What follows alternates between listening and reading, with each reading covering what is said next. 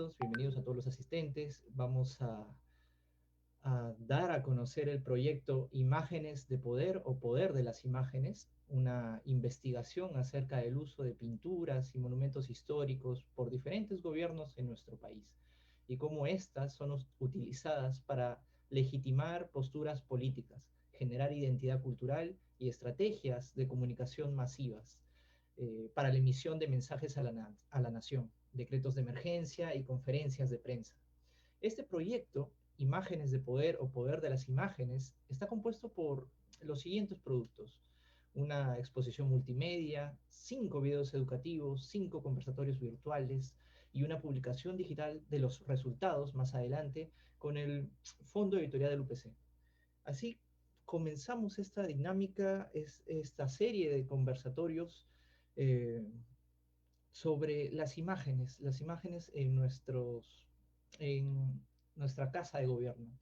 La primera dinámica, el primer conversatorio, trata de analizar la imagen del héroe peruano Francisco Bolognesi, pintado por el artista peruano Daniel Hernández Morillo, primer director de la Escuela Nacional de Bellas Artes. Esta pintura está ubicada en el despacho presidencial de Palacio de Gobierno del Perú, un espacio de la oficina administrativa del presidente de la República, imagen oficial del gobierno peruano.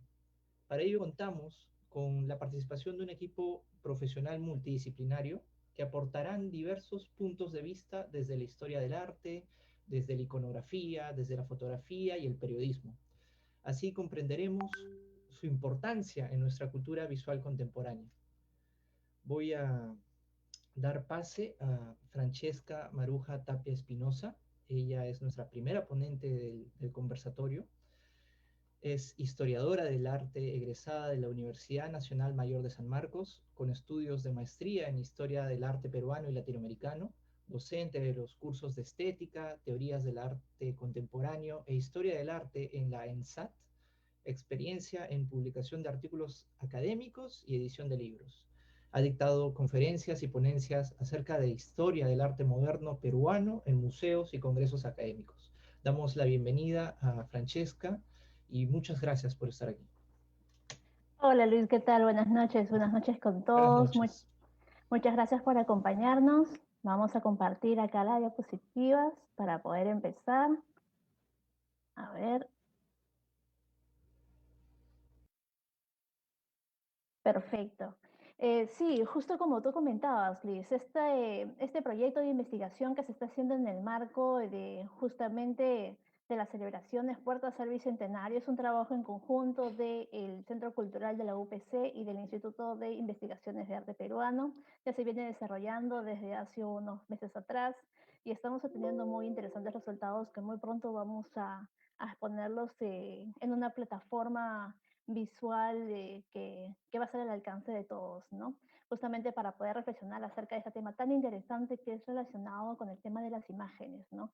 El papel que tienen las imágenes, ¿no? También con el tema de los iconos, símbolos, ¿no? Que son parte de nuestra vida cotidiana y que se encuentran ahí también alimentando nuestra cultura visual, ¿no? Hoy vamos a hacer como una pequeña introducción a lo que vendría a ser este tema tan interesante. Mi ponencia se llama Francisco Bolognesi, un icono que nos integra. Y voy a empezar mi ponencia con la reflexión de un cineasta e investigador peruano, Luis Enrique Cam, por ejemplo. Él, eh, él inauguró esta película, él es el director de esa película de Bolognesi, tengo deberes sagrados que cumplir, ¿no es cierto? Y él comenta, ¿no? En una entrevista que hace el diario El Peruano, que la figura de Francisco Bolognesi es un elemento de integración nacional. Es difícil encontrar consensos en nuestro país. Sin embargo, hay algunas cosas que convertimos como peruanos en un espacio único y para él Bolognesi es uno de ellos, ¿no? Es este espacio en donde todos podemos encontrar un consenso, ¿no es cierto?, acerca de un héroe tan importante de la historia de nuestro país, ¿no? Yo creo que esta idea es acertada en realidad, porque cuando uno estudia la iconografía de Francisco Bolognesi y uno también examina acerca de su vida, acerca de su trayectoria militar, personal, etcétera, uno se puede dar cuenta por la inmensa bibliografía de que pueden haber muchos desacuerdos tal vez relacionados con, por ejemplo, pequeños detalles acerca de sus orígenes, acerca de su familia, acerca de muchos detalles, datos que aún se siguen descubriendo, pero hay puntos en común de los cuales nosotros como sociedad ya lo tenemos, ¿no es cierto? Ya lo tenemos claro, ¿no? Sus valores patrióticos, por ejemplo, ¿no? La valentía, la fortaleza, la honradez, el compromiso con un país, ¿no? Entonces, esto nos permite a nosotros construir el icono a partir de la comunidad y a partir de estos testimonios que vamos a ir encontrando durante todo el desarrollo de la investigación, ¿no? Entonces, tenemos, por ejemplo, en el caso de Francisco Bolognesi, un ejemplo a seguir de lo que vendrían a ser los valores patrióticos, ¿no? Y esto está muy documentado por la bibliografía que encontramos, no solamente en este país, sino también a nivel internacional, ¿no? La imagen que tenemos de Francisco Bolognesi acerca de un héroe con un carácter muy valiente, ¿no es cierto? Con este temple que él enfrenta frente a esta gran adversidad, ¿no es cierto?, frente a verse en una situación, ¿no es cierto?, muy compleja, prácticamente en desventaja en lo que vendría a ser su último acto en la batalla de Arica, es algo que ya está muy documentado y es un tema que en realidad a nivel de la historiografía ya está muy bien señalada por varios institutos y exposiciones que a lo largo de ese tiempo se han dado, ¿no? Y ahí también tienen mucho que ver los medios de comunicación. Los medios de comunicación son estas plataformas que se encargan de difundir toda esta información que damos los investigadores para poder conocer más acerca de los detalles acerca de estos héroes nacionales, ¿no? Es gracias a estos medios de comunicación que nosotros tenemos, ¿no es cierto?, este vínculo con el héroe y sabemos más acerca de su historia, generamos una cierta empatía con la imagen y finalmente la integramos como algo nuestro, ¿no? Entonces, estas declaraciones que él hace, por ejemplo, que se encuentran en sus correspondencias, que son muy bien conocidas, son justamente los que nosotros ya los tenemos, ¿no es cierto?, como parte de nuestra educación, ¿no? Una de las primeras revistas, por ejemplo, fue la revista ilustrada Actualidades, que en 1905 llegó a publicar la carta de Francisco Bolognesi a su esposa María Josefa. No, estas correspondencias que se podrían entender como algo muy personal fue algo que se compartió con todos justamente para reflejar el carácter, ¿no?, valiente, eh, de fortaleza frente a la diversidad, que se puede ver en esta carta, ¿no? Ahí, por ejemplo, creo que esta es una de las cartas que en realidad más ha reflejado lo que vendría a ser la conducta frente a un enfrentamiento bélico que en donde ya todos sabían, ¿no es cierto?, que estaban en una gran desventaja, ¿no? Entonces, ver este carácter de sus propias palabras, ¿no es cierto? Ver toda esta correspondencia, todo este material documentado en donde nos reflejan, ¿no es cierto?, todos estos valores que aspiramos, ¿no es cierto?, aspiramos nosotros a construir como nación, es algo que en realidad mueve a la comunidad, mueve también a la sociedad y es lo que vamos a ver que va a hacer que esto reconstruya la imagen que tenemos de él hoy en día, ¿no? Y por supuesto, su frase más célebre, ¿no? Tengo deberes sagrados que cumplir y los cumpliré hasta quemar el último cartucho, ¿no?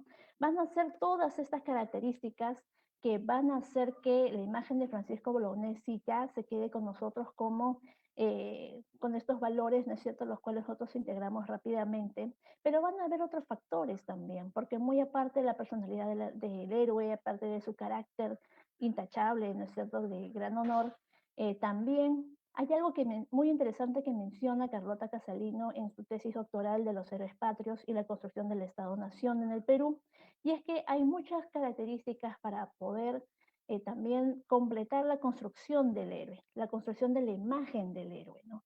Uno, para empezar, es el tema de que la construcción del héroe la hace el Estado, la hace la nación, justamente para poder encontrar, él es el que se encarga de construir estos símbolos, se encarga de construir estos iconos que personifican estos valores patrióticos al cual como ciudadanos debemos aspirar, ¿no? Y también están relacionados con los principios de un gobierno, ¿no? Otro punto muy importante para construir la imagen del héroe es generar empatía con la comunidad a nivel de sentimientos, ¿no? A nivel de identificarte con lo que vendría a ser intereses comunes, ¿no? Que te transmitan orgullo, ¿no? Un orgullo que hasta el día de hoy creo que Bolognesi es innegable, ¿no? Incluso en el extranjero también lo reconocen como una persona de gran valor, ¿no? Un tercer punto, por ejemplo, también es resaltar el tema de los diversos mecanismos, ¿no?, que se deben utilizar para poder difundir esta imagen del héroe, ¿no? Las leyes, los calendarios cívicos, la construcción de monumentos, ¿no es cierto?, los contenidos educativos, también los materiales pedagógicos, los desfiles, entre otros, ¿no? Estas otras actividades también ayudan a reforzar y a construir, ¿no es cierto?, la imagen del héroe. Y finalmente el concepto de una muerte bella. La muerte bella en un héroe, ¿no es cierto?, es algo que ayuda bastante a reforzar esta idea de que morir por la patria, no por el país, se refleja la máxima prueba de valor, de honor, fidelidad y de amor, ¿no? De amor por lo tuyo, ¿no?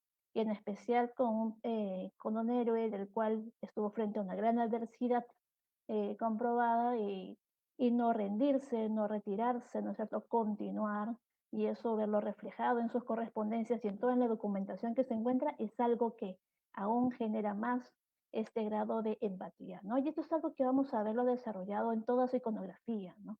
En la fotografía, por ejemplo, vamos a ver que estos retratos fotográficos justamente resaltan, ¿no es cierto?, ese detalle de una persona que va a ir a luchar por su país, ¿no es cierto? Esto va a ser tomado muy en cuenta por varios artistas, ¿no? Bill Caro es uno de ellos, Juan Lepiani es el que más conocemos, ¿no es cierto?, con sus pinturas de la respuesta y también con la pintura del último cartucho, ¿no?, que se encuentran ahorita en el Museo de los Combatientes del Morro de Arica, ¿no? Estos son utilizados hasta el día de hoy para recrear la escena o diseñar materiales educativos, ¿no? También en la novela gráfica, por ejemplo, ¿no es cierto?, cómo desarrollamos la historia del héroe, ¿no? También ahí podemos ver a Carmen María Pinilla, por ejemplo, que en la década de los 80 ella desarrolló una novela gráfica ilustrada que fue revisada en sus textos y guiones por el Departamento de Educación del gobierno peruano, porque, como lo comento, es el Estado de la Nación que se encarga, ¿no es cierto?, de velar, ¿no es cierto?, por la honra de la imagen del héroe, ¿no? Y podemos ver que está muy inspirado en la pintura de Francisco Bolognesi y Daniel Hernández Morillo, y también en otras pinturas relacionadas con las escenas relacionadas a su vida, ¿no? Relacionadas a sus actos heroicos, ¿no? Los más recordados con la pintura de Juan Lepiani de La Respuesta y también de Alfonso Ugarte, ¿no? Y finalmente también la de Daniel Hernández. Y en el mundo contemporáneo vemos que esto también influye en varios artistas, en varios jóvenes como los hermanos Morgue, que también empiezan a desarrollar estos stickers, ¿no es cierto?, que se relacionan con la vida de los héroes que, en palabras de ellos, dieron la vida por nuestro país, ¿no? Entonces, esta idea, esta construcción de la imagen del héroe es algo que lo vamos a ver muy reflejado en esta nueva generación, pero interpretado a su manera, ¿no? Con su gráfica, con su estilo, con sus diseños, sus colores, tal vez alejados un poco de la parte tradicional y más ligado a lo que es la parte de ilustración digital, pero es algo que va a generarse un montón. Y finalmente vamos a ver también el tema actual, ¿no? Vamos a ver cómo todavía la imagen de Francisco Bolognesi todavía genera controversia. Hace poco hubo una serie, que hasta el día de hoy se siguen habiendo una serie de discusiones acerca de si debe regresar o no, ¿no es cierto?, el conjunto monumental que fue diseñado por Agustín Queirol, o si se debe dejar con el actual, ¿no? También lo hemos utilizado mucho en el tema de la lucha contra la pandemia por el ejército peruano y también lo hemos visto en la ilustración de Alberto Sargines por su conmemoración a los héroes del Bicentenario. Entonces, ¿es un icono que nos integra? Sí, definitivamente lo es. Es un icono que nos integra y que representa una imagen que tiene un carácter atemporal, que se adapta a diversos formatos y estilos, pero que tiene la misma idea y el mismo concepto que defender, ¿no? Y esto también vamos a verlo más adelante con la exposición multimedia cuando reflexionemos acerca de cómo se ha utilizado, ¿no es cierto?, por diferentes gobiernos para poder hacer todos estos mensajes a la nación, proclamaciones y entre otros que tú ya mencionaste. Y bueno, esta exposición estará muy pronto en la plataforma web del Centro Cultural de la UPC y están todos cordialmente invitados. Muchas gracias. Muchas gracias, Francesca. Muchas gracias por, por tu interpretación, por tus datos y sobre todo la última parte de cómo llega a ser un héroe un héroe, ¿no? O sea, morir por la patria tiene que reflejar esa máxima prueba de valores, de fidelidad, de empatía, de amor, ¿no? O sea, Así es, que... no rendirse, no retirarse, ¿no es cierto? Puedes estar en una gran desventaja, pero el héroe jamás se retira, ¿no? El héroe es valiente hasta el final y se queda. hasta, Y es ahí cómo se hasta, desarrolló su iconografía a partir de todos esos hechos documentados. hasta quemar el último cartucho, como diría en su momento, ¿no? Así es, Muchas gracias, Francesca. a ti. Bueno, seguimos ahora con nuestro segundo ponente. Él es Marco Antonio Caparó Aragón, licenciado en Historia del Arte de la Universidad Nacional Mayor de San Marcos. Pertenece al grupo de investigadores del Instituto Rural de Estudios Andinos de la Universidad Nacional Mayor de San Marcos. Ha trabajado como profesor de historia y literatura en colegios particulares, además de ser conferencista, tallerista y asesor de tesis en historia del arte. Ha organizado seminarios sobre teoría de la imagen y su trayectoria como investigador está relacionado con estudios de historia del arte. Muchas gracias, Marco. Adelante. Marco. Muy buenas noches, estimados colegas y público en general. Quiero agradecer al Centro Cultural del UPC por invitarme y ser parte de esta ponencia. En esta oportunidad hablaré sobre las imágenes de héroes presentes en los discursos presidenciales.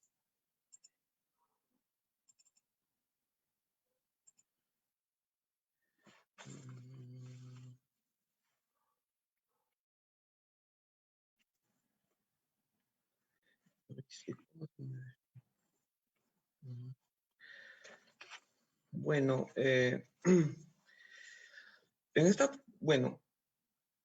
como el objetivo de explicar la relación fáctica entre la imagen y la ideología del poder, para ello voy a basar mis argumentos en la disciplina de la teoría de la imagen, particularmente de tres autores: David Friedberg, Hans Belting y J.T. Mitchell. En primer lugar, los planteamientos de Friedberg van a discurrir en el uso de las imágenes y cómo éstas se han anclado en el imaginario popular. En este sentido, él pone una serie de ejemplos, entre los cuales quiero resaltar. El uso de las imágenes en la antigua Grecia era muy importante.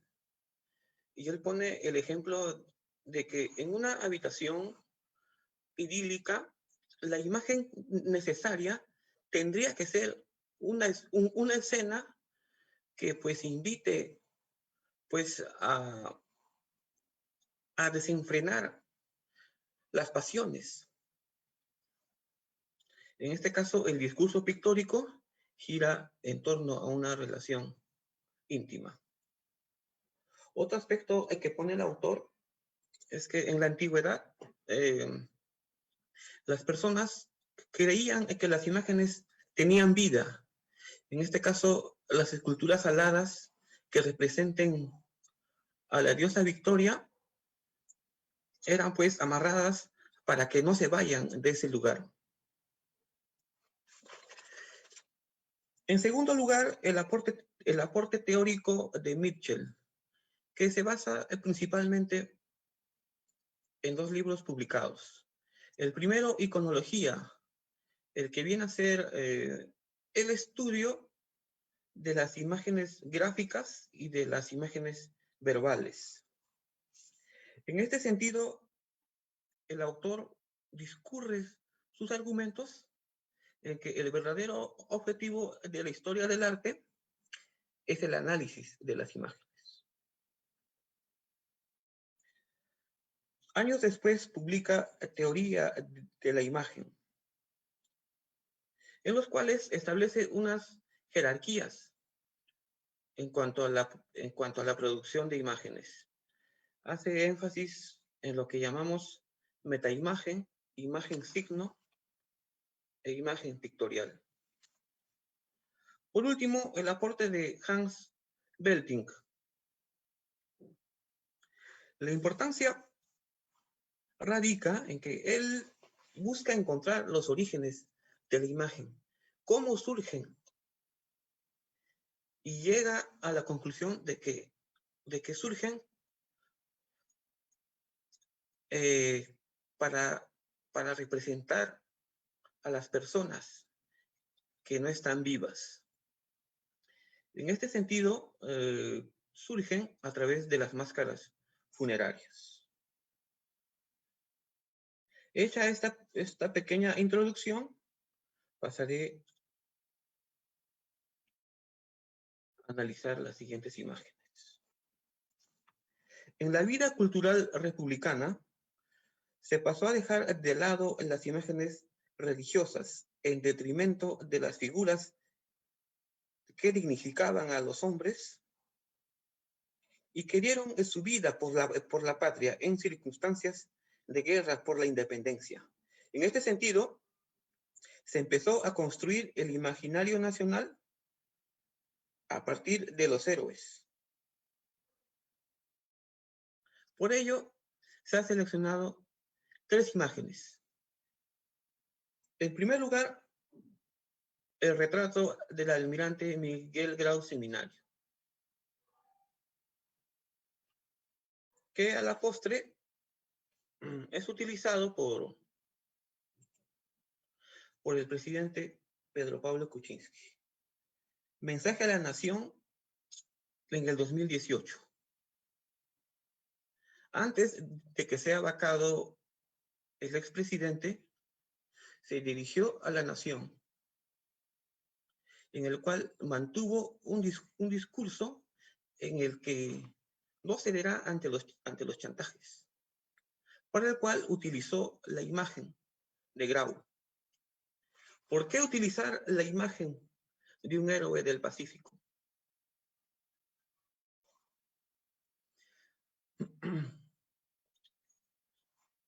Tendría que ser por su valor simbólico, ya que Grau representa los valores del peruano en guerra. Recordemos que él se inmoló por defender la patria.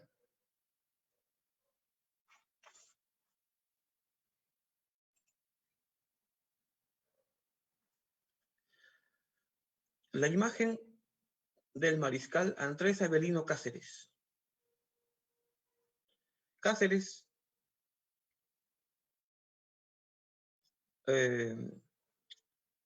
luchó contra los chilenos, cuyo accionar le permitió ser elevado a la categoría de héroe nacional. En este sentido, también su imagen va a ser utilizada por diferentes presidentes de la República. Ollanta Humala. Ollanta Humala es militar de profesión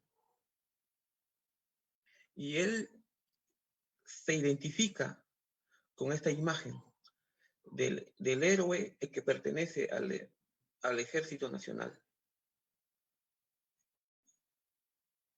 En este sentido, el discurso de Humala Tasso busca una relación homogénea con la figura de Avelino Cáceres.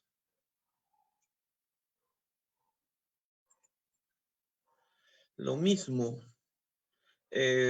Manuel Merino Lama, en su último mensaje presidencial, en el cual renunció a las investiduras presidenciales. El otrora presidente argumentó que fue elegido legalmente por el Congreso. Sin embargo, ante los hechos que desencadenaron esta elección fraudulenta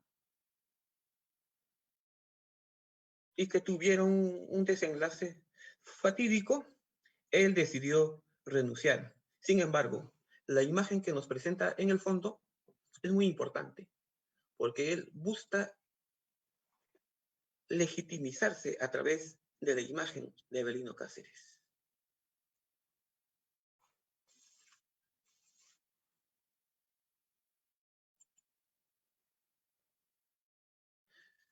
Finalmente, la imagen que representa a Francisco Pizarro, que va a ser utilizada, en este caso, por el entonces presidente Juan Velasco Alvarado. Esta imagen llama mucho la atención.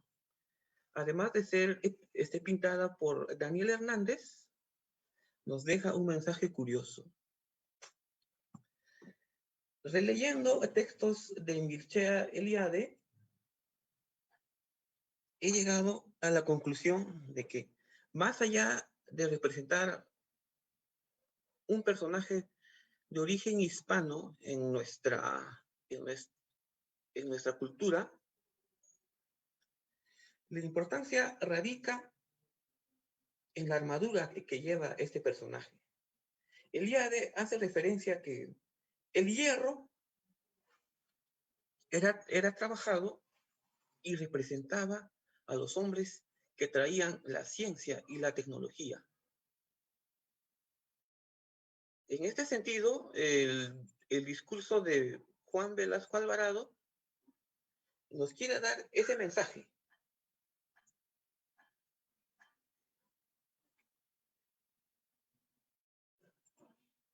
Lo mismo. Bueno, muchas gracias por la oportunidad, Muchas gracias, Marco. Muchas gracias por tus palabras y darnos a conocer cómo, o sea, llegan estas imágenes de nuestros héroes, de nuestros políticos, de nuestros representantes en las altas esferas de poder y cómo se quedan en el imaginario popular. Muchas gracias, Marco. Ahora vamos con Luis Rodríguez. Luis Rodríguez, ¿qué tal? Buenas noches. Él es periodista egresado de la Universidad Nacional Mayor de San Marcos. Ha trabajado como redactor en los portales de periodismo independiente Huayca y Convoca. Su trabajo se ha orientado a la investigación periodística en materia política y social.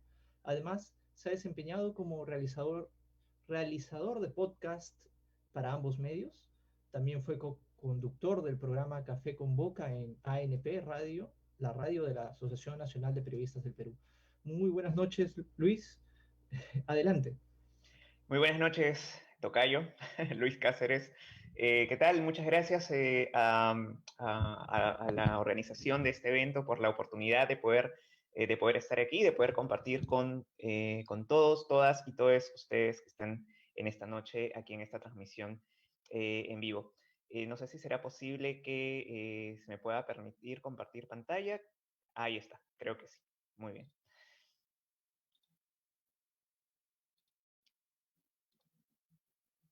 Bien, en esta ocasión vamos a tratar de abordar el retrato de Bolognesi, pero analizándolo dentro de su contexto político.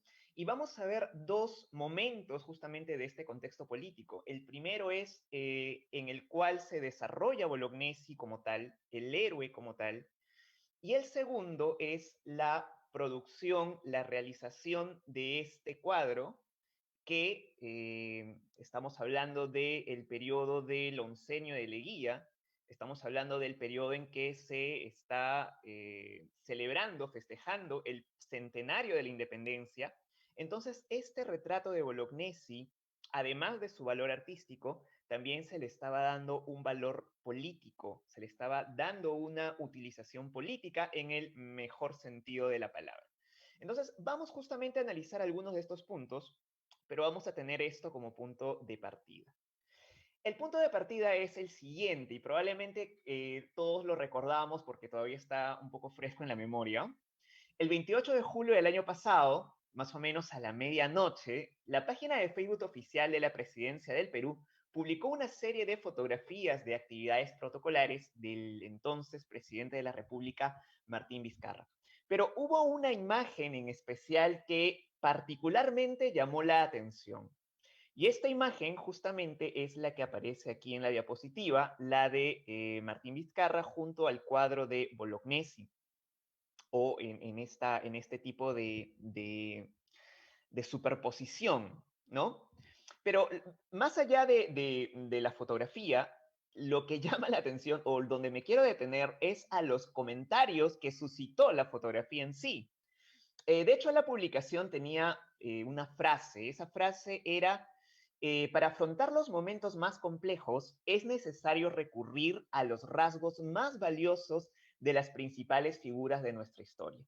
Es decir, esta imagen se estaba utilizando para dar un tipo de mensaje político. En este caso, el mensaje era que en estos momentos, para afrontar esta situación, se requiere cierto valor, se requiere cierto heroísmo, porque estamos pasando por un momento complejo de la historia. Entonces, de hecho, esta imagen todavía está colgada en el Facebook de la presidencia del Perú. La pueden ver por ahí todavía. Pero bueno, entre otros comentarios, me gustaría, de hecho, leer algunos solamente como para darnos la idea. Entre estos comentarios, a ver un segundo. Bueno, entre estos comentarios lo que se le reclamaba era de que Martín Vizcarra, ¿cómo se puede comparar a Francisco Bolognesi, un héroe nacional que no le llegó, bueno, según los comentarios, que no le llegaba, no estaba a la altura, entre otras cosas. Pero en síntesis, las críticas se enfocaron en la utilización política de un héroe nacional. Es decir, en que no había un punto de comparación entre ambos personajes y por ende se le estaba faltando el respeto a la memoria de Bolognesi. A partir de estos comentarios, podemos llegar a algunas conclusiones respecto a qué implica la figura del héroe en el imaginario colectivo. Vamos a ver la siguiente diapositiva. 3 reflexiones. La primera, en el tema de la identidad. Los héroes patrios se convierten en parte de nuestra identidad nacional, como también decía Francesca en la primera ponencia, y por lo tanto son figuras de cohesión. Es decir, son figuras que generan una identidad nacional, una figura que no permite, digamos, o sea, que hace que todos tengamos la misma opinión de que es una figura suprema, una figura que está posicionada en el imaginario colectivo, una figura de identidad nacional. Entonces, este tipo de cuadros, este tipo de representaciones dan identidad. Segunda reflexión, superioridad. Los héroes patrios son ubicados en una categoría humana superior al común de la gente. Esto como parte de la transmisión histórica generacional. Es decir, todos los héroes están como que en un grado superior a los demás humanos, a los demás mortales. Por lo tanto, no podía pues compararse Martín Vizcarra a Francisco Bolognesi, y probablemente no solo Martín Vizcarra, sino ningún otro político podría jamás compararse a Francisco Bolognesi. Y la tercera reflexión es el utilitarismo. Siempre habrá un margen amplio de rechazo al intento de utilizar políticamente a los héroes. Ciertamente aquí en esta imagen, en esta figura que se subió al Facebook de la presidencia del Perú, sí había un tipo de utilización política de esta imagen. Se trataba de dar un mensaje a través de ella. Sin embargo, el que sean parte de nuestra identidad nacional es desde ya una utilización política. Esto es algo que quizás no meditamos mucho. El hecho de que una figura como la de Bolognesi sea parte de nuestra identidad nacional implica que se le está utilizando políticamente justamente para ser una figura de cohesión, una figura que nos dé identidad. Esa ya es una utilización política. Pero a partir de estas 3 reflexiones, quisiera ahora sí abordar el tema del contexto político que rodea a Francisco Bolognesi. Vamos a continuación con la siguiente. Algunos puntos sobre las circunstancias de la gesta heroica de Bolognesi. Puntos que, dicho sea de paso, probablemente todos conocemos o hemos escuchado alguna vez, pero no meditamos en ellos cuando nos fijamos en la figura de Bolognesi. Es decir, esa categoría superior que le damos a Bolognesi muchas veces impide que analicemos lo que hay detrás de justamente esa figura como la de Bolognesi. Así que vamos a analizar alguna de estos puntos. La pregunta es, ¿qué circunstancias rodearon la gesta heroica de Bolognesi Y son 4 circunstancias en las que me quiero detener, circunstancias de hecho bastante mundanas en comparación a lo que se supone que está la figura de Bolognesi en el imaginario colectivo. Vamos con la primera. Circunstancias políticas, la inestabilidad política. De hecho, Nicolás de Piérola, se subleva en 1879 al gobierno de Mariano Ignacio Prado. Como todos sabemos, Mariano Ignacio Prado se le había acusado de haberse fugado a Europa con la excusa de ir a comprar armamento, ¿no? Y también otros fracasos que hasta ese momento hubieron en la campaña de Perú contra Chile, ¿no? Entonces, ¿qué es lo que ocurre? Que Piérola se subleva contra el militar que Mariano Ignacio Prado había dejado al mando de la presidencia, y es reconocido como presidente de la República. Es reconocido, dicho sea de paso, por un grupo de, digamos, de notables, de políticos de Lima, y esto marca justamente un periodo en el cual un político nuevamente toma el poder no a través de una vía democrática, o lo que se entendía por democracia en esa época.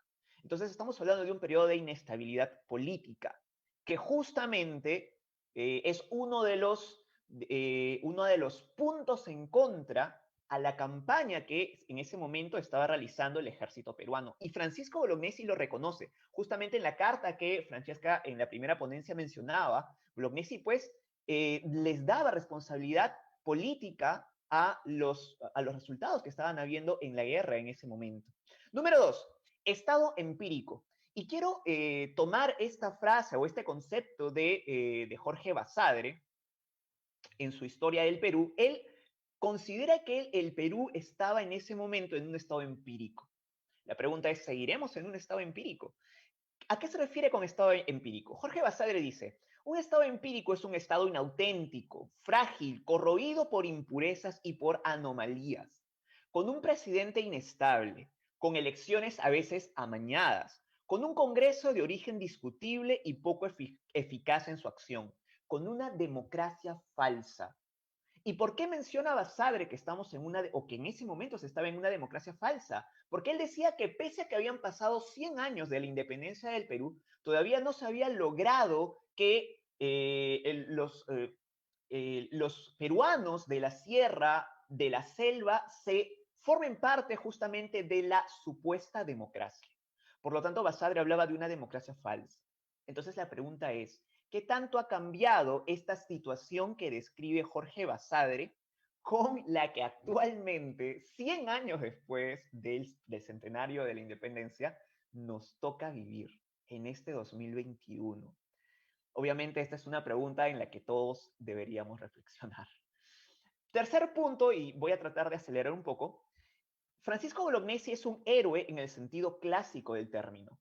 Un héroe en el sentido clásico, y esto lo podemos rastrear en las obras de los clásicos griegos, es pues el que se sacrifica su vida por un bien superior, ¿no? En este caso, Bolognesi, él ya de hecho había sido un militar bastante exitoso, él había acompañado a Castilla en la guerra civil. Él había sido pues un hombre, él era un hombre de bastante ascendencia en el ejército, muy respetado. Y sin embargo, a pesar de tener más de 60 años, él voluntariamente decide retornar a servir a la patria. Él decide retornar al ejército. Y pese a que era previsible el resultado que iba a tener en Arica, recordemos que Bolognesi es destacado a Arica solo con 2.000 hombres, lo cual prácticamente era un suicidio, él decide luchar hasta quemar el último cartucho. Pero esto me lleva al punto 4, a la circunstancia 4, que es que Bolognesi, a pesar de ser el patrono del ejército actualmente, él fue abandonado por el ejército en su momento. En 2013, justamente, el dramaturgo Alonso Alegría presentó una investigación acerca de Bolognesi y llegó a la conclusión de que el ejército no acudió en ayuda de Bolognesi pese a que él lo había pedido. Y dicho sea de paso, Bolognesi pidió, él estaba de alguna manera reclamando que el ejército vaya a ayudarlo, el ejército que estaba al mando de uno de los coroneles de ese tiempo, pero este coronel, en vez de decidir ir a ayudarlo en Arica, él decide pues seguir de largo hasta Arequipa. Entonces Bolognesi, aunque esto nos rompa un poco las circunstancias que rodean a la gesta heroica de este hombre bastante admirable, para variar, fue abandonado por los políticos y por el ejército peruano en el momento en que más se necesitaba. Entonces, 100 años después, la pregunta es, ¿nuestros políticos cómo actuarían en una circunstancia parecida a esta? Eso también lo dejo para la reflexión. Vamos con el siguiente punto. Bolognesi, un ícono en el oncenio de Leguía. Pensemos un poco en Leguía, este hombre que se hacía llamar el Viracocha, se hacía llamar el Júpiter, un hombre con bastante culto a la personalidad. Estamos digamos, en dos actividades bastante importantes para la historia nacional. Uno es el centenario de la independencia del Perú y el otro es el centenario de la batalla de Ayacucho, que se celebran ambos en el periodo del oncenio de Leguía. Entonces vamos a ver cómo es que Leguía utiliza políticamente justo este cuadro de Bolognesi que se encuentra en Palacio de Gobierno. Lo utiliza políticamente como parte de esto llamado Patria Nueva, ¿no? Lo que él quería de alguna manera, el hito que él quería marcar en su gobierno. Entonces vamos a ver lo siguiente. Se busca íconos para el centenario. Parece que esto era un poco lo que Leguía buscaba. Durante el oncenio de Leguía, la pintura histórica nacional cobró relevancia como difusora de íconos orientados a reforzar la identidad nacional. Leguía quería dejar claro que su gobierno marcaba un hito, marcaba un antes y un después. Un gobierno supuestamente que iba para los desposeídos, para la gente olvidada. Dicho sea de paso, con él se instaura el Día del Campesino. Sin embargo, pues para variar, no fue así. Estamos en los años de celebración del centenario de la independencia y el centenario de la batalla de Ayacucho, por lo cual los recientes héroes de la guerra con Chile son tomados como referencia de patriotismo. Patria nueva. Eso era lo que Leguía quería dejar en el imaginario colectivo.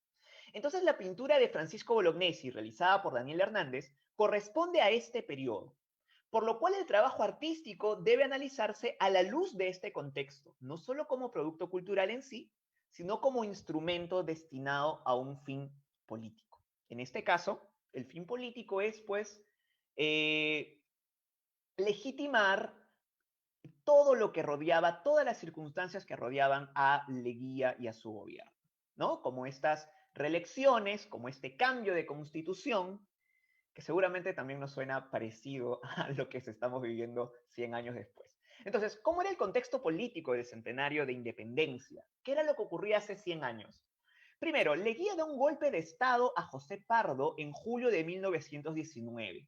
¿Por qué? Él decía que el gobierno de José Pardo no iba a reconocer su victoria en las elecciones presidenciales, ¿no? Entonces le da un golpe de Estado con apoyo de la gendarmería y se apropia así del gobierno, ¿no?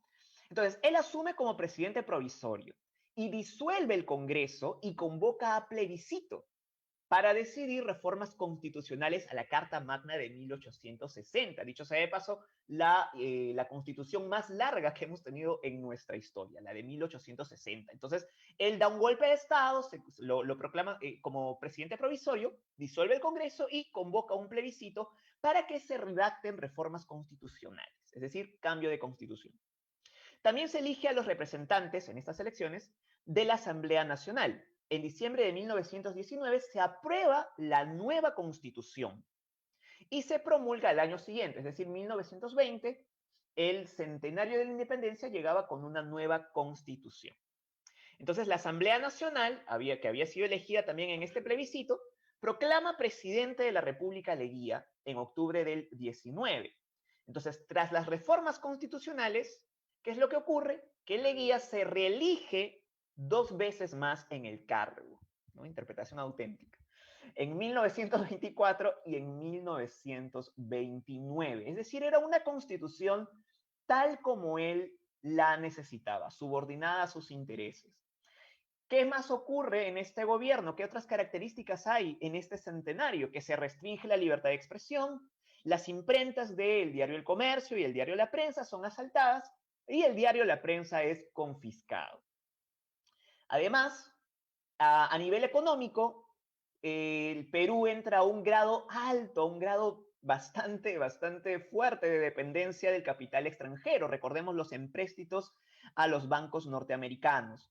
Y justamente estos empréstitos, muchos de ellos sirvieron para suplir, para calmar estas ansias ególatras de Leguía, ¿no? Él ponía monumentos, él inauguraba avenidas. Por ejemplo, con él fue que se inauguró la Plaza San Martín. ¿Por qué? Porque esto era para hacer de Lima una ciudad moderna, para hacer del Perú un país moderno, según pues la idea de Leguía, de la Patria Nueva, que en realidad era simplemente algo de...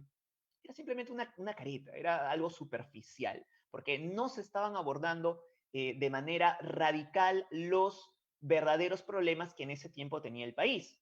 También había un legislativo dócil, sin oposición. Dicho sea de paso, había persecución a los partidos políticos en esa época, al partido civilista en el que antes había estado justamente Leguía. Y como había mencionado al principio, culto a la personalidad. O sea, si estamos buscando alguien, personajes ególatras en la historia nacional, probablemente Leguía esté entre los principales.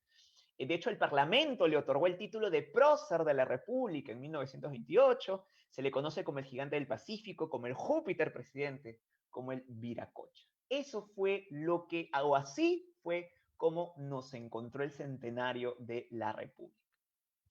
Finalmente, Bolognesi, testigo mudo de un bicentenario sin muchos cambios. Entonces, hasta aquí lo que habíamos hablado respecto al contexto político del centenario, inestabilidad política, un afán de cambiar la Constitución, pero no para buscar la justicia social, sino en realidad para que sirva a intereses políticos, a intereses subalternos, ¿no? Y pues un ejecutivo que gobernaba de manera autoritaria e inclusive de manera anticonstitucional o inconstitucional. Vamos con el punto 3. ¿Cómo nos encuentra el Bicentenario? Bueno, creo que no es necesario que me adentre mucho en este punto, porque a nivel político, ¿cómo estamos? Bueno, hemos tenido 3 presidentes en los últimos 5 años.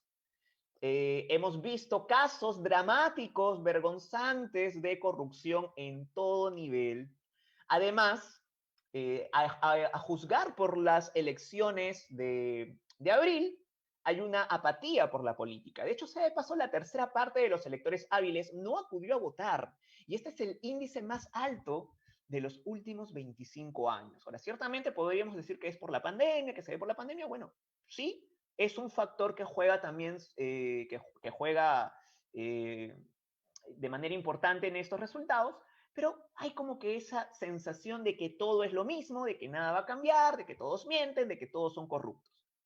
Polarización política. ¿Cómo nos encontramos actualmente? El discurso político, ¿qué está alimentando? ¿Qué está produciendo? Bueno, esta polarización entre comunistas, entre comillas, por un lado, y pues corruptos por el otro, ¿no? Es una polarización en que no es posible encontrar un punto medio, sino hay izquierda y derecha, no hay más. Bueno, pues yo creo que parte justamente de esta polarización tiene mucho que ver con lo que nosotros mismos hemos permitido como país. Monopolización de los medios de comunicación. Bueno, a nivel de la prensa, creo que esto es muy fácil de detectar que estamos en un monopolio de medios de comunicación, lamentablemente, y que justamente ese monopolio juega su partido aparte y actualmente pues está jugando un partido evidentemente a favor de una de las propuestas políticas. Candidatos y candidatas presidenciales vinculados a la corrupción. Creo que es innegable, no se puede negar de que tanto el fujimorismo como Perú Libre pues tienen personajes ligados a la corrupción y son personajes importantes. Así es como nos encuentra el Bicentenario. Y a nivel social, ¿cómo estamos? Bueno, más de 6 millones de peruanos se encuentran en situación de pobreza, es decir, unos 20,5% de la población del país. El 20% de la población del país se encuentra en una situación de pobreza. Esto según las cifras de INEI de febrero del 2020. Sin embargo, las nuevas cifras están hablando de ya un incremento mucho mayor, de 30%. Es decir, estamos en una situación social bastante dura. A nivel educativo, bueno, en zonas rurales, solo el 15% de estudiantes de educación básica regular logró matricularse en 2019. Estamos hablando de antes de la pandemia. Estamos hablando del 15% de estudiantes en zonas rurales que no pudieron matricularse. Es decir, ¿cuántas personas, cuántos estudiantes no van a poder ejercer una ciudadanía de manera eficaz por falta de educación, por falta de oportunidades? En zonas rurales, solo el 5,7% de hogares accede a Internet. Y así es como nos ha encontrado la pandemia. Y en febrero de 2021 hay 197 conflictos sociales registrados, 144 activos y 53 latentes. El 65% de esos conflictos son socioambientales. Así es como nos encuentra el Bicentenario. Ahora, no quiero ser pesimista y decir que, bueno, pues que estamos en el abismo, estamos al borde del abismo, pero sí quisiera que meditemos en el rol que como ciudadanos nosotros cumplimos, o que cumplimos no solamente en estas elecciones, sino a manera política constante, porque no puede ser que nosotros solamente ejerzamos la ciudadanía cada 5 años, sino que nosotros deberíamos mantenernos justamente como personajes activos en construir el país que queremos de este bicentenario para adelante. Bien, eso fue todo. Muchísimas gracias.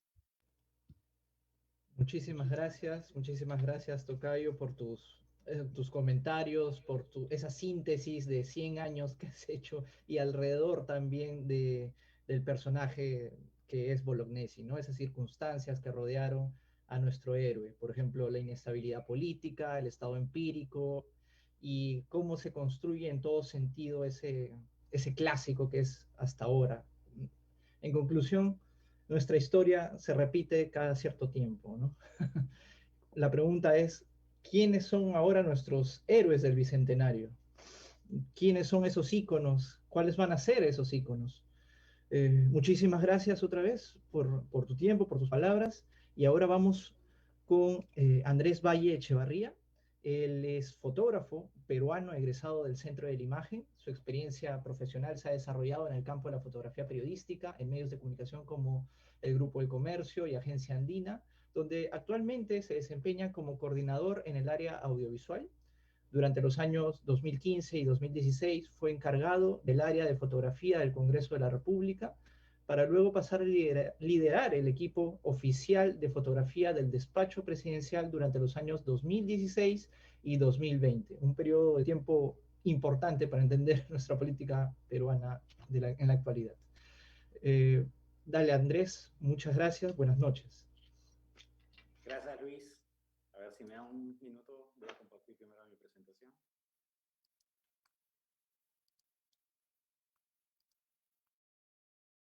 Ahora sí. Bueno, buenas noches con todos. Antes de empezar, quisiera agradecer a los organizadores por invitarme a participar de este evento. Y en especial quisiera agradecerle a Francesca, que con mucha paciencia supo concretar mi presencia, ya que vio que a mi profesión es complicado tener una agenda normal de trabajo.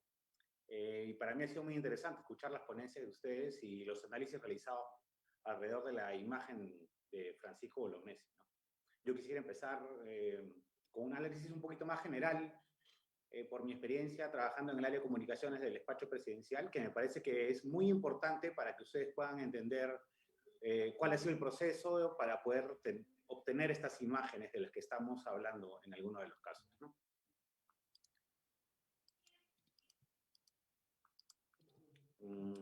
Me gustaría comenzar contándoles brevemente lo fundamental que puede ser el lugar que se le da a la comunicación en las instituciones del Estado. ¿Y por qué digo que es fundamental? Porque al final todo comunica y mucha gente a veces no se da cuenta de esto, ¿no? Por mi experiencia he podido ser parte de diferentes equipos de trabajo y por más que cada gestión es diferente, debo reconocer que en el periodo del presidente Martín Vizcarra, la gestión y la estrategia comunicacional marcó un hito importante en lo que a comunicación política respecta. Parece algo sencillo, pero no es. y lo voy a contar con un ejemplo así muy rápido para que puedan notar la diferencia. Esto fue en 2 gobiernos que sucedió. La primera vez me pasó que estábamos viajando con la comitiva oficial en el avión presidencial, una comitiva de 30 personas, y teníamos que llegar a un punto un poco alejado y teníamos que bajar del avión presidencial y tomar un helicóptero para llegar hasta este punto donde iba a ser la actividad, ¿no? Una comitiva bien grande, 30 personas. Y los helicópteros tenían capacidad para 10 o 12 personas. Y resulta que una vez que ya bajamos del avión, los helicópteros se comenzaron a llenar de gente y al final comenzó a partir el primero, partió el segundo y en eso volteamos y todo el equipo de comunicaciones se había quedado fuera de ese primer vuelo, ¿no? Ya estábamos yendo a realizar una actividad, ¿no? Tuvimos que esperar que regrese uno de los helicópteros para que pueda llevar al equipo completo de comunicaciones que había viajado en esa oportunidad. Y la comparación es que, por más lamentable que sean las comparaciones, el año pasado, me acuerdo en plena pandemia, tuvimos que hacer un viaje similar con una comitiva mediana por los protocolos y nos teníamos que llevar también a un punto alejado de la sierra, por Puno, y me acuerdo clarísimo que bajamos del avión y, es más, como era altura, era mucho menos la capacidad del helicóptero, solo entraban 5 personas. Entonces, me acuerdo que subió el presidente, subió el jefe de la Casa Militar y el tercero en subir fue el fotógrafo y después los 2 pilotos y el seguridad. Y esa fue toda la comitiva. Parece anecdótico, pero realmente ahí te das cuenta un poco de la importancia que se le da no solo al fotógrafo y a la presencia de registrar el evento, sino en general al trabajo que realiza un área de comunicación, ¿no? Y a veces es muy difícil que alguien pueda entender esto desde el otro lado, ¿no? Para mí era importante que ustedes entiendan un poco el trabajo que realiza un área de comunicaciones en una institución del Estado, que justamente ahora que les voy a poder contar, hay todo un proceso, hubo todo un proceso, hubo toda una lucha, porque el trabajo que se hizo durante esta gestión, en la cual el uso de la imagen pasó de ser solo un mero registro de actividades a ser una propuesta innovadora, manejando estándares de calidad, proponiendo una mirada distinta. Y para mí lo más importante, construyendo un mensaje, ¿no? Y una identidad visual. Es algo que yo creo que es uno de los logros de la gestión anterior en la que me tocó participar desde el lado meramente comunicacional y visual, ¿no? Normalmente el tipo de comunicación que se usa en las instituciones del Estado tendían algunos a guardar esta formalidad, esta solemnidad que las hace realmente que sean unas plataformas frías, acartonadas y distantes al espectador, ¿no? Porque todo comunicador sabe que nosotros trabajamos justamente en construir estos mensajes y que hay un receptor, ¿no? Y esta comunicación yo creo que en el Estado muchas veces tiende a ser así, muy cuadriculada, ¿no? Y esa fue una lucha constante de la gestión en la que me tocó participar y creo que se logró, ¿no? Se logró con creces. Ahora, nosotros trabajamos muchos en los mensajes, en manejar un perfil para cada plataforma, ¿no? No era de Andrés, solo un pedido. ¿Podrías aumentar el tamaño de las diapositivas o ya, presentarlas creo que no están como... a toda pantalla? No están como presentación. Ahora sí las puedes ver. Genial, genial. Muchas gracias. Creo que ahora sí están, ¿no? Sí, ahora sí. Bueno, pueden ser la presentación a full pantalla también, para que no tengas inconvenientes. Sino que...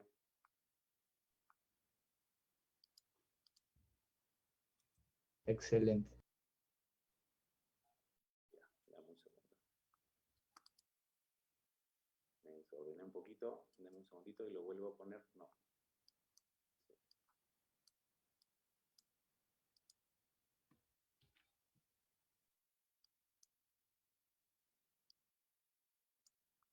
Ahora sí. Sí, genial, genial. Ya. Bueno, y como les comentaba, nosotros tratábamos siempre de que para cada plataforma tenía que haber un lenguaje diferente y tratábamos de contar historias, ¿no? Sobre todo ese era uno de los trabajos más difíciles dentro de buscar esta diferencia de simplemente informar, de hacer el registro de una actividad, sino justamente de tratar de llegar, de tener un perfil específico para cada plataforma digital, ahora que lo digital es tan importante para el tema de la comunicación. Ahora, siendo sinceros, no era simplemente el área de fotografía que se dedicaba a hacer buenas imágenes, sino éramos todo un equipo, ¿no? Todo un equipo de comunicaciones, un equipo grande, de más de 20 personas, en la que había detrás gente muy capa, que se dedicaba a sus áreas, área de redes, audiovisuales, redacción, y hacíamos todo un trabajo de campo de estudio antes de una actividad, antes de proponer algún tipo de uso de los salones, del tipo de lenguaje que se iba a usar, y todos aportaban en el desarrollo, en la gestión, siempre de la mano de la estrategia comunicacional, ¿no? Que era muy, muy importante para nosotros. Y como les digo, que es algo que normalmente no suele pasar no suele pasar en las oficinas de las instituciones del Estado. Por eso me quería que lo recalquen, porque gracias a eso es que nosotros hemos tenido la oportunidad de realizar estas imágenes que ahora ustedes están comenzando a analizar, ¿no? Creo que de nuevo tengo el problema de las imágenes. Ahí está, en tamaño completo. Se ve muy bien. Sí, ya, espérate. Entonces ya sé que dame un segundito para poder corregirlo, porque es esto que lo tengo que sacar.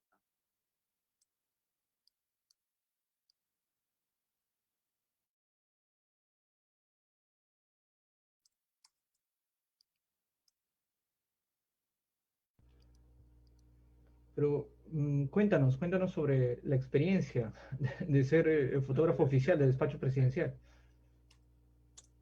La tecnología a veces hace estas pasadas. Ya. Ahora sí, me quedé en la diapositiva, ya, en las plataformas. Sí, así Bueno, está mejor. ya. Aquí yo quería pasar a contarles un poco de los ambientes de Palacio, ¿no?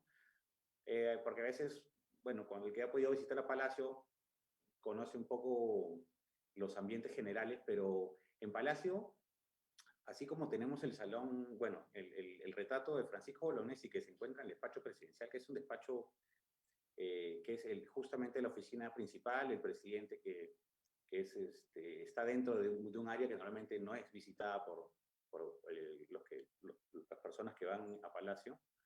Hay todos estos salones. Dentro de Palacio de Gobierno hay muchos salones que están dedicados a las Fuerzas Armadas. Tenemos el Salón Quiñones, donde tenemos el retrato también de Quiñones, la Sala Grau, donde está el salón con el retrato Miguel Grau, que es una oficina también que no está abierta al público, que es una oficina de reuniones principales que se cuenta contigua al despacho presidencial.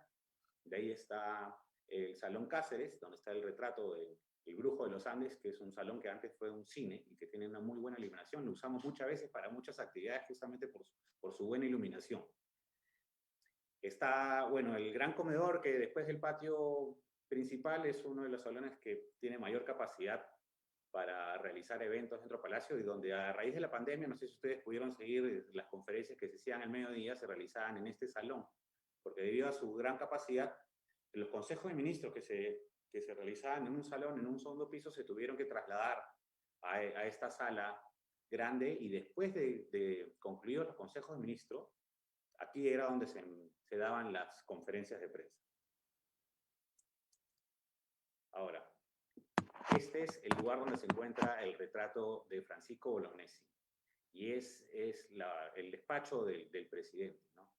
Como podrán ver en el mismo retrato, es un lugar muy íntimo, ¿no? No muchas personas tienen acceso a este espacio, y yo tengo que, de verdad, agradecer porque hemos tenido la suerte de tener en esta oportunidad el acceso a esta intimidad con este personaje que ha sido el presidente Martín Vizcarra, para poder retratar muchos de estos momentos, ¿no?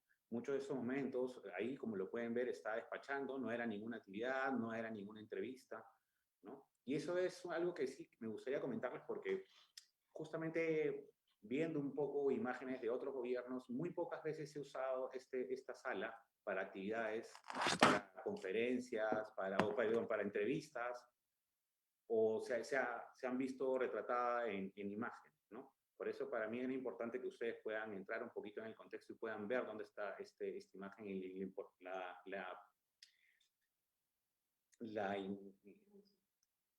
la dimensión que ocupa en el espacio, ¿no? Es muy importante, ¿verdad? Porque es bien imponente, ¿no? Tú entras al salón, esta oficina tiene 3 puertas, y en verdad desde cualquier puerta que tú entres, lo primero que ves va a ser el retrato de Bolognesi, ¿no? Y en verdad es muy importante este detalle que les cuento para la hora de pasar acá a la siguiente a la siguiente slide, que es el tema de que les voy a contar un poco cómo se realizó, cómo es el detrás de todo este, que para ustedes me imagino que debe ser muy, muy interesante que les pueda contar yo un poco cómo se realizó este retrato, ¿no? Nosotros como Oficina de Comunicaciones buscábamos siempre proponer cosas diferentes, hicimos unas sesiones previas, mi compañero Juan Carlos me acompañó un poco para hacer la prueba de luces, para poder ir buscando a ver qué queríamos, cómo queríamos manejar el retrato. Todos los presidentes han salido siempre solos, con la banda, y por qué más bien no usamos uno de estos lugares tan icónicos que tiene Palacio de Gobierno, que no necesariamente sea lo que siempre se ha hecho, ¿no? Y eso, por eso yo les recalco que ha sido importante todo innovación que ha habido en propuestas, en el lenguaje visual que se ha manejado en este gobierno, porque fue toda una propuesta nueva poder usar el retrato de Francisco Bolognesi en el retrato oficial y sobre todo hacer el mismo retrato en el despacho presidencial. Fue todo un reto y nosotros propusimos, hubo unas reuniones, todo un consenso, el mismo presidente dio la aprobación, pero la parte divertida de la anécdota que ahora se les voy a contar es que, claro, te imaginas, ni bien asume un presidente, la foto más pedida a los 2 o 3 días de embajadas, organismos internacionales, dependencias policiales, de todos, es el retrato oficial, porque algunos necesitan usarla para ponerla en la entrada de las instituciones estatales o algunos para mandarlas a otros países. Entonces, en verdad, la presión que tienes para obtener un retrato oficial, ni bien asume el presidente, es muy grande. Me acuerdo que como Oficina de Comunicaciones nosotros ya habíamos apasionado, ya se había decidido dónde, pero no teníamos una fecha y es muy difícil agendar porque ni bien asumes, ya te imaginas la cantidad de decisiones que tiene que tomar, las reuniones que tiene, entonces es muy complicado encontrar un horario, porque sobre todo hay toda una producción de por medio, ¿no? Hemos usado iluminación profesional para poder hacer el retrato, algo que normalmente no se usa, no se usaba en Palacio de Gobierno, entonces había toda una producción detrás que iba a tomar un poco de tiempo y sobre todo que él tenía que tener la banda, tenía que estar con el terno, porque normalmente pues, un presidente no todo el día está despachando en camisa y corbata. Entonces me acuerdo que había una actividad y yo habían salido ya a cubrir todo lo del área de comunicaciones, yo me había quedado justo arreglando un poco el archivo y me llaman del despacho y me dice, presidente, necesita un fotógrafo abajo. Y yo contesté el teléfono, voy ahorita abajo, cojo mi cámara y me vuelven a llamar, vuelve a sonar el anexo y me vuelven a llamar, sí, pero quiere, por favor, que bajes con todo tu equipo porque quiere hacer la foto en este momento. Y yo, de verdad, no estaba preparado, todo el equipo se había salido, de verdad fue todo un reto poder realizar este retrato solo primero porque hay todo un manejo de iluminación atrás y bajas y él ya estaba preparado para salir a una actividad protocolar que era un aniversario de las Fuerzas Armadas y por eso justamente ya tenía puesta la banda y todo. Ahora fue muy rápido, me acuerdo que no tuve mucho tiempo para poder hacer muchas pruebas y cuadrar. Felizmente tuve la suerte que fui acompañado con un compañero que estaba ahí, que no era del área de fotografía, sino más bien era un director ahí de comunicaciones que me pudo ayudar un poco a hacer este momento un poco más distendido, porque hasta para hacer el retrato, sabes que hay que tener toda una conexión. Yo le explicaba, ¿no? Que cuadrarse aquí, tenemos que ver que quede bien centrado el retrato para que no tape con la cabeza la parte importante, que es el gesto de Francisco Bolognesi. Pero realmente lo habremos hecho en 5 minutos, que para mí es un tiempo récord para haber realizado un retrato y sobre todo la importancia que tuvo después, porque como les digo, este retrato es el que se ha repartido pues, como el retrato oficial. Ahora, después del uso de este salón, que como digo que es el despacho, no se usa mucho para actividades ni para entrevistas, el siguiente momento importante en el que se usó el retrato Bolognesi fue para este mensaje, que fue un mensaje que se dio justo, bueno, no sé, todos sabemos que la coyuntura política durante el gobierno pasado fue de mucha tensión con el Congreso y necesitábamos un mensaje fuerte, no habían visto las reformas políticas que el gobierno en ese momento había propuesto. Entonces aquí les muestro un poco cómo fue todo el detrás de cámaras de ese momento, ¿no? Porque ya se había decidido que se haga, esto fue en el Salón Embajadores, que es un salón contiguo al despacho presidencial, y la idea era justamente poder abrir las puertas y tener el retrato de Bolognesi de fondo del mensaje, ¿no? Que fue lo que se logró. Ahora, para realizar todo esto, ustedes ven ahí el presidente limpio, pero habían 10 personas por lo menos en el salón, iluminación, la constante lucha que tenemos nosotros los fotógrafos con los camarógrafos, porque ellos quieren estar en el centro y quieren tener la toma perfecta y todo es, están pensando en televisión, pero a veces hay toda esta lucha que tiene que tener el fotógrafo para poder también que le den su espacio y que le den su tiempo para poder realizar, ¿no? Ahora, los mensajes eran en vivo, así se imaginan que cualquier error en ese momento pues es fatal, ¿no? De verdad es, por más que tienes todo controlado, siempre hay este factor de riesgo de que pueda pasar algo, ¿no? Ahora, para cerrar, como no hacerlo muy largo, porque de aquí sí me gustaría seguir conversando con ustedes y mostrándoles muchas más fotos que tengo acá, como Francesca le contaba, tengo un archivo lleno de fotos inéditas que son muy interesantes que podríamos ir analizando. En algún momento tuvimos la oportunidad de conversar con el presidente en estos tiempos distendidos en los que estábamos esperando una actividad o viajando también en Palacio, y me acuerdo que se le pudo preguntar cuál era el cuadro que más le gustaba de todo Palacio de Gobierno. Y él contestó sin chistar que era Bolognesi, ¿no? Y decía no solo por la importancia que ha tenido en el ejército, sino para el país, ¿no? Ahora, él comentaba, ¿no? Lo hacía como un comentario que decía que cada vez que tomaba una decisión importante, él sentía que Bolognesi lo estaba mirando, entonces tenía toda una responsabilidad encima, lo contaba como anécdota. Me pareció súper interesante también poder compartir con ustedes esto. Así que bueno, quedo para poder seguir conversando de las imágenes. Muchísimas gracias, Andrés. Muchísimas gracias. O sea, esta experiencia es enorme, ¿no? O sea, son 2 años claves para la historia política peruana contemporánea, 2 años antes del Bicentenario también, y todo lo que hemos vivido como nación, como peruanos. Pero bueno, arrancamos con la ronda de preguntas, ¿no? A ver, así de arranque, tú que estás más fresco, y de ahí ya vamos con la parte de la historia del arte con respecto a Bolognesi, la crítica social de mi tocayo también. Eh, Andrés, ¿qué es lo mejor para hacer entonces? ¿Ir con una idea concreta en la cabeza o sorprenderte con lo que aparezca en el espacio, como fotógrafo, como fotoperiodista?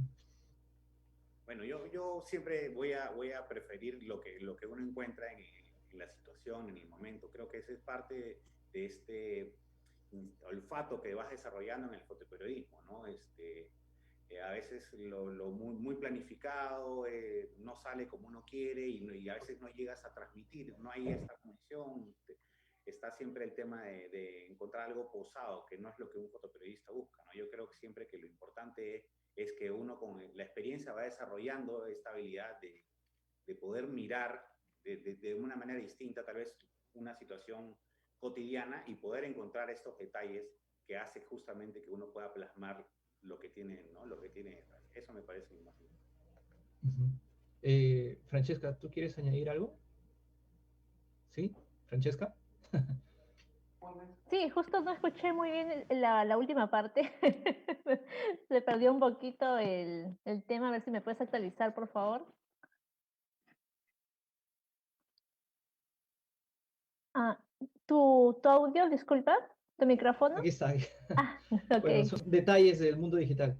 Pero Andrés nos contaba sobre su experiencia fotoperiodística, ¿no? Sobre su metodología con respecto a los personajes o al encuentro en un mismo retrato y cómo llegar a colocar a dos íconos de la política peruana, ¿no?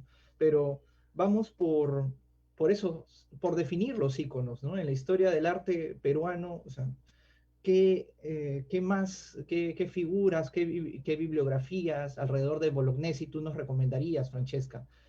¿A dónde deberíamos apuntar para saber más sobre estas críticas?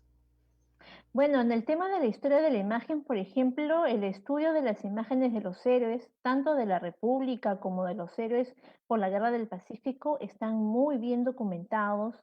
Hay una gran cantidad de libros, revistas, catálogos. Han habido muchas exposiciones relacionadas con artistas también. Han habido nuevas reinterpretaciones acerca de cómo manejamos el tema de la construcción de la imagen del héroe, ¿no? Entonces, justo yo les estaba poniendo ahí algunas ilustraciones digitales, como el de los hermanos Morgan. También ahora hay esa tendencia de los jóvenes de hacer cómics, de hacer historietas, ¿no es cierto? Pero agarrando la imagen del héroe y modernizándolo, ¿no? Poniéndole algunos atributos que sean más contemporáneos, pero sin perder esta esencia de el icono de valentía, ¿no? De valentía, de coraje, ¿no? Del que él siempre se ha destacado desde sus mismas declaraciones, ¿no? Ahí, por ejemplo, en la tesis que mencioné de la doctora Carlota Casalina, en realidad ella explica completamente acerca de cómo todo este proceso de construcción de la imagen se debe a muchos factores. Y en realidad es todo un trabajo de por medio, construir una imagen, ¿no es cierto?, que va a ser tomada como una imagen símbolo para toda una nación, en el cual todos nos vamos a sentir identificados con él, es una gran responsabilidad y es algo que no solamente depende de una persona, ¿no? Depende de todo un conjunto de características y de personajes que realmente también puedan aportar a ello, ¿no? Eh, Tocayo, con respecto a Bolognesi en el tiempo, ¿no? Tú nos hablabas sobre esa crítica o sobre la historia cíclica, estos puntos del estado empírico, de la inestabilidad política, se van dando cada cierto tiempo, ¿no? O sea, cuéntanos sobre qué otros momentos son claves dentro de nuestra historia política o usando la figura de Bolognesi, por ejemplo, o qué hay más allá de la figura de Bolognesi. Bueno, podríamos decir que la utilización de las figuras de los héroes está presente pues desde la misma independencia, ¿no? Recordemos que antes, en la época, digamos, colonial, había un énfasis en las figuras religiosas de la tradición católica, pero a partir de que se da la independencia, el énfasis es en las figuras justamente patrióticas, exaltando la figura del concepto de la patria. Luego, pues, con el centenario viene, digamos, otro momento en que se da un auge a las figuras de los íconos, que es justamente con Leguía, justamente a propósito del centenario. Y bueno, y actualmente, pues creo que también podemos ver justamente en esta contienda electoral la gran representación que tienen quizás ya no tanto los héroes, pero sí los íconos que generan cohesión. Actualmente hay toda una polémica respecto a la utilización de la camiseta de la selección peruana, por ejemplo. Pero de esa manera podemos ver que íconos de cohesión, pues, son utilizados con fines políticos, apelando a lo que significan. En el caso de Bolognesi, pues, se apela, o se apeló y se seguirá apelando a lo que significó y significa. Aunque es como que preferimos hacer una versión light de Bolognesi. Solamente nos quedamos con el Bolognesi de la lámina Huascarán, porque dejamos de lado todo este contexto social que también está detrás de la figura de Bolognesi y de la que somos muy poco autocríticos, ¿no? Nuevamente cito a Jorge Basadre, él hablaba de que, bueno, de que el Estado Mayor peruano en la época de la guerra con Chile era el depósito de los jefes oficiales del desecho del ejército. O sea, así de duro era Jorge Basadre. Y bueno, actualmente Francisco Bolognesi pues es el patrono del ejército. Y bueno, esperemos pues que estas épocas en que el ejército también era utilizado de una manera netamente política no regrese, ¿no? Andrés, y con respecto al uso de las imágenes, ¿no? ¿Qué hace una fotografía memorable? O sea, ¿qué te dijo Vizcarra en su momento cuando ya tuvo el retrato oficial que le tomaste en 5 minutos? ¿O cuáles fueron esos comentarios de los críticos o de los especialistas?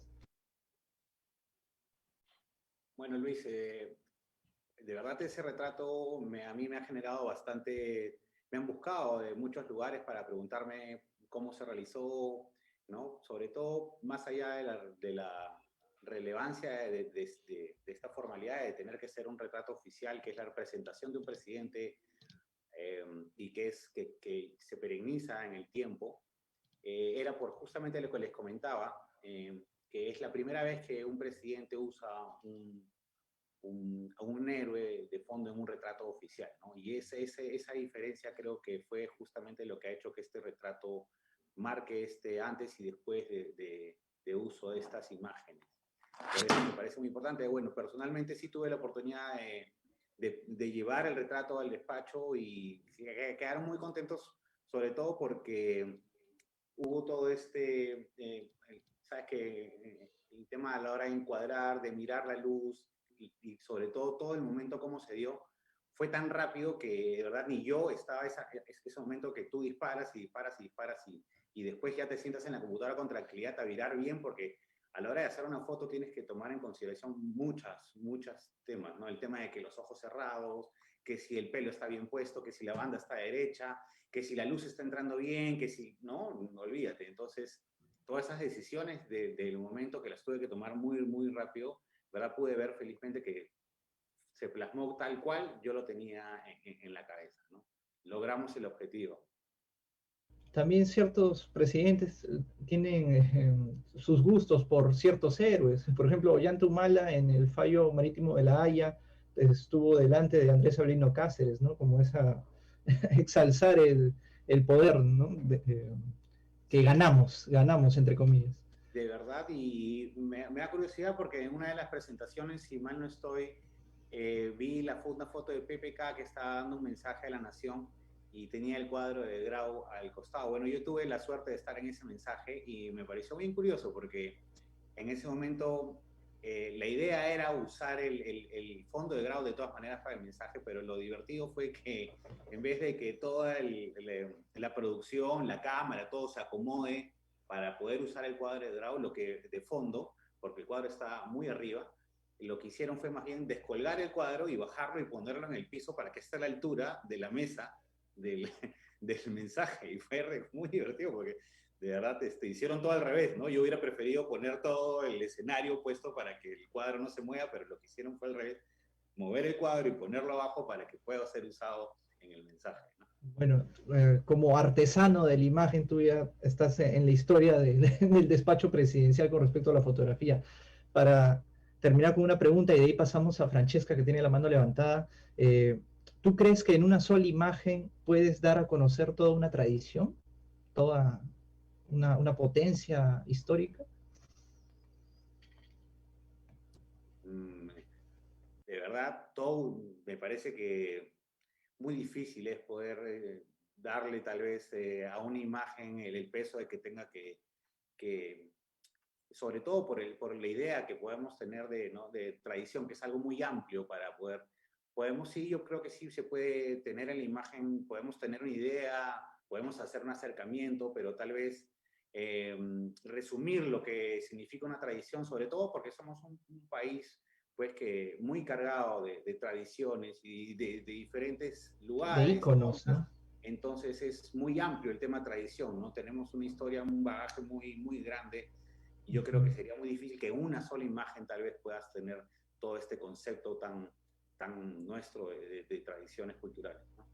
Genial, muchas gracias, Andrés. Francesca, coméntanos. Sí, justo quería agregar a lo que comentaba Andrés, de que en realidad sí es cierto, Vizcarra hasta ahorita es el único presidente que ha utilizado la pintura de Francisco Bolognesi así de una manera, no es cierto, tan representativa, porque hay fotografías, ojo, donde hay varios presidentes que utilizan esta pintura, pero siempre en las fotografías no sale toda la pintura, solamente sale parte de la pintura nada más. Incluso en algunas fotografías sale decapitado Francisco Bolognesi en la fotografía. Entonces es algo increíble, ¿no? El tema en realidad sí da mucha curiosidad, pero en realidad esto ya lo vimos también, ¿no? Por ejemplo, ¿no? Cuando hablamos de Tupac Amaru, automáticamente pensamos en Velasco, ¿no? Y todo lo que él también desarrolló, ¿no? Entonces, el uso de las imágenes sí, no solamente los artistas se inspiran, no solamente la sociedad también se inspira, sino también el Estado construye a partir de ella y finalmente también los políticos también lo ven como un modelo a seguir. Me pareció muy interesante el comentario de Andrés acerca de que Vizcarra veía la pintura y se sentía aún más presionado por todas las decisiones que tomaba, ¿no? Pero ese es el poder de la imagen de Francisco Bolognesi, ¿no? Estás al frente, ¿no es cierto?, del emblema de persona, un icono de persona que es intachable, ¿no es cierto?, que es una muestra de valentía, y también coraje, resume etcétera. o sintetiza lo que ustedes, Francesca, Luis, expusieron, ¿no? Al inicio. O sea, toda esta historia, toda esta crítica social, estas tradiciones también alrededor de un personaje que dio su vida para proteger la patria. O sea, Claro. son detalles que pasan por el tiempo, por el tiempo, con el tiempo, y hay que verlo, ¿no? Hay que también querer verlo. O sea, bueno, Luis, ya para cerrar el conversatorio, ¿tienes algún comentario con respecto al poder de las imágenes? Sí, bueno, solamente resaltar algo que estaban comentando Francesca hace un momento, que es que efectivamente, como que cada mandatario tiene su cuadro preferido, y es que cada uno de estos íconos, cada uno de estos héroes, cuenta una historia. De hecho, su gesta heroica cuenta una historia, y esta historia puede ser utilizada como parte de un discurso político, ¿no? Por ejemplo, el discurso de Velasco Alvarado, que era el patrón no va a comer más de tu pobreza, ¿no? O el discurso en ese momento de Pedro Pablo Kuczynski, cuando pone la anécdota que cuenta Andrés, ¿no? De Miguel Grau, pues de alguna manera él quiere dar pues la idea de que él es alguien que está enfrentándose a los poderes políticos tradicionales, ¿no? De una manera audaz, de una manera efectiva.